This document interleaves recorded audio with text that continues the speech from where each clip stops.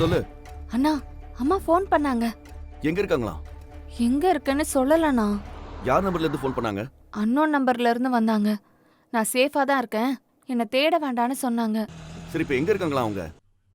உன்னோட நம்பருக்கு அவங்களே கால் பண்றாங்களாம். என்ன அனிதா, அவங்க அப்படி சொன்னா நீ அப்படியே விட்டுருவியா? எங்க இருக்காங்க, என்ன ஏதுன்னு கேட்க மாட்டியா?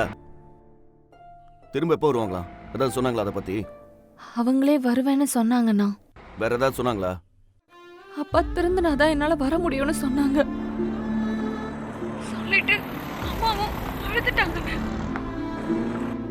என்னாலதான் நீங்க 2 பேரும் இப்படி இருக்கீங்க, நான் தான் உங்களை செல்லம் கொடுத்து கெடுத்துட்டேன் அப்படின்னு சொன்னாங்க.